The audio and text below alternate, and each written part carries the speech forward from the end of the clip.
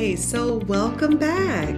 We are now entering into day 2 of the Prevention Core Competency Training. This prep video will help you feel ready to lead with clarity and confidence. Day 2 is focused on the science behind the prevention strategies, specifically how we choose, how we adapt, and how we implement strategies that actually work.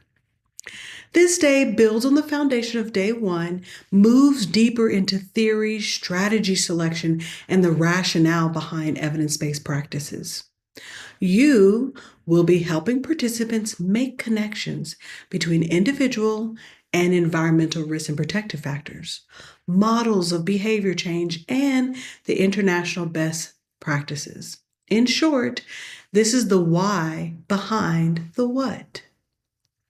Now, just to give you the overarching idea of the key concepts of day 2, there are a few big things that are going to be discussed.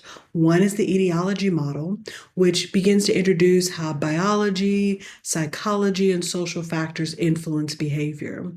Then we'll learn and dig into a little bit deeper on the theory of planned behavior.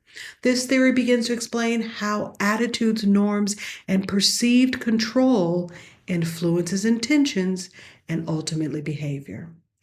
And a big part of the day is focused on the international standards and ineffective strategies.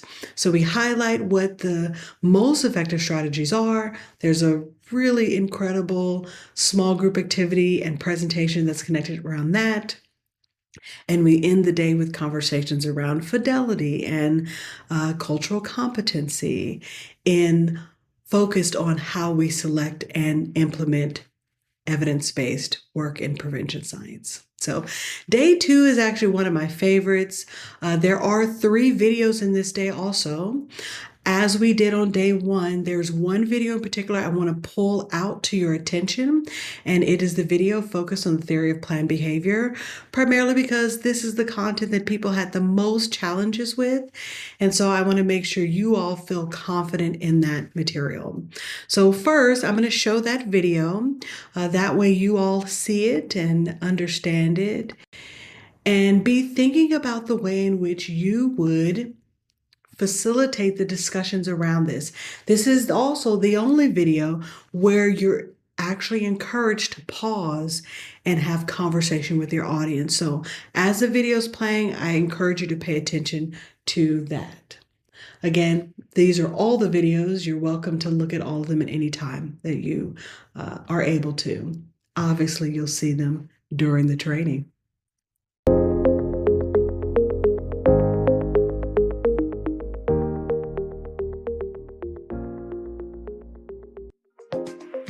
This is the theory of planned behavior, developed by Eisen and Fishbein. This graphic model depicts the factors that are thought to influence behaviors, attitudes, and beliefs. The red box consists of beliefs about the association of positive or negative consequences to the behavior of interest, and the value placed on those consequences. These are sometimes called expectancies. In other words, what could happen if I smoke cigarettes? What are the health consequences? Are these actually real? Will it impact my life and those around me?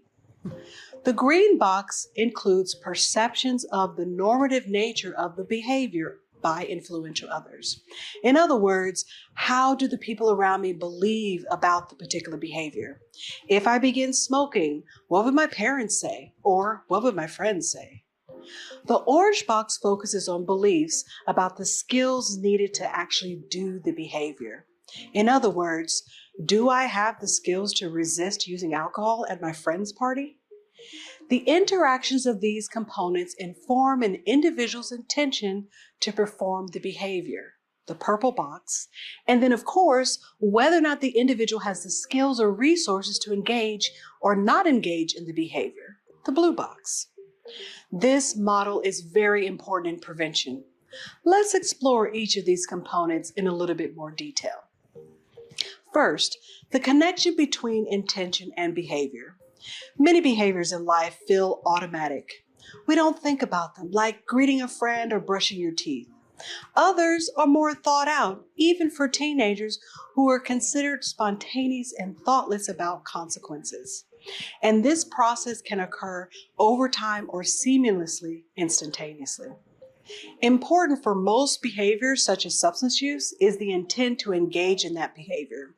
What does this mean? This means, are we ready to perform the particular behavior? Research on adolescent substance use has shown that there's a strong relationship between statements of intent and future actual use. For the purposes of prevention, we are defining a behavior as a response to a situation. In our case, this would mean the use of psychoactive substances. Now, let's talk about behavioral beliefs and attitudes towards the behavior with the focus on substance use. A behavioral belief is defined as an individual's belief about the consequences of a behavior. In our case, substance misuse.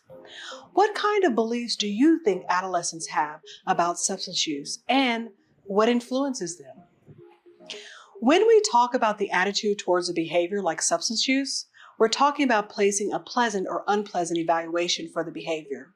In other words, feeling good is a good thing to happen. Being important will make me feel successful in all I do.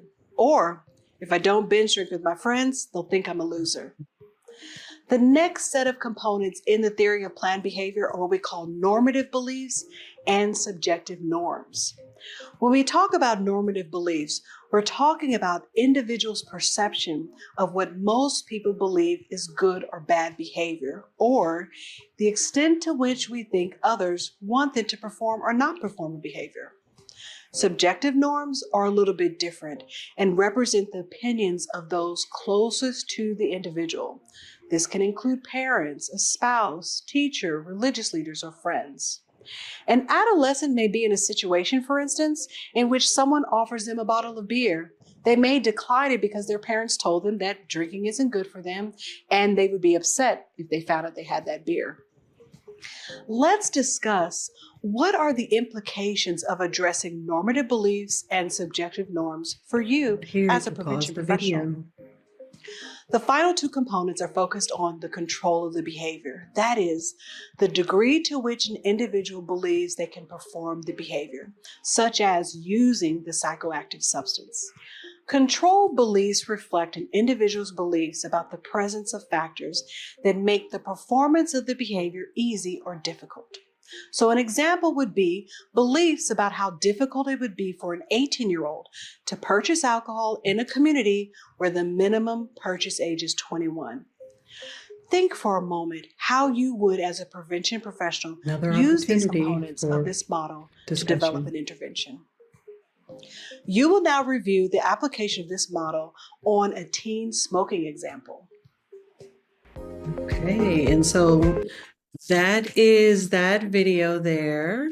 Okay, had at least 2 opportunities to pause it, have discussion with your audience most immediately, and then from there you walk into sharing by voice an example of how the theory of planned behavior looks if you were to review a scenario of a teenager making the decision or having a conversation with themselves around whether or not they would smoke. To really solidify the learning, we have included in a quiz.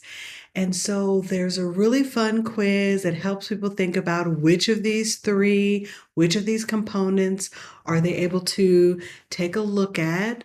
They can do it in their workbook by hand, but you can also make it interactive. If you happen to use platforms like Mentimeter, you can turn it into a quiz game. If you're facilitating this by Zoom, you can turn it into a Zoom poll. But essentially, we wanted to provide an activity for helping people see, are you able to identify normative beliefs from subjective beliefs, right? Because this was a place in the content that people really struggled. So we developed the video to standardize how it's taught. You'll then give the example using smoking as an opportunity, and then there's a fun quiz. You as a facilitator have all the answers, so you'll need to give the correct answers to the participants after they take it. Their books don't show them what the answer is. The other thing that I mentioned in day 2 is this small group activity. You will be splitting your audience into 4 groups, 4 age groups. They will be given content that is in their workbooks for them to study, and then each group will present to the larger room the information about their age group, the evidence-based strategies that work, and an example of an evidence-based strategy that they think would be appropriate for the age group they were assigned. This activity is wonderful. You have plenty of time to get through it, plenty of time to answer questions, plenty of time to have a good, rich discussion. My facilitation tips for day 2 is keep it practical. Participants might feel overwhelmed by the amount of theory they're learning on day 2. Many of them, this is going to be the first time they've heard of any of these concepts, and that's okay. Remind them that they're building their toolbox for the future to make smart, informed decisions. Then remember to always be tying things back to our implementation cycle, to the fact that prevention is planning so that we can do the thing that evidence says is the best thing to do. You also want to encourage participation, local wisdom, people sharing their lived experience of how the theories have come to practice in their own life.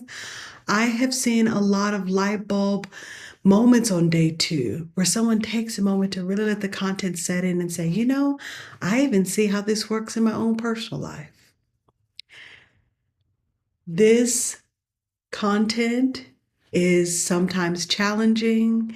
It can be new for people, but truly your strategic studying, your strategic language and application of the work, and your confidence in how you present can go such a long way. I really encourage people, even if you've done this type of training before, truly study the day 2 work. Because what I have found is that mostly it includes theories, practices, and concepts that aren't regularly talked about in our prevention workforce world. So I hope you enjoy studying day 2 content, and I look forward to seeing you over in the day 3 prep video.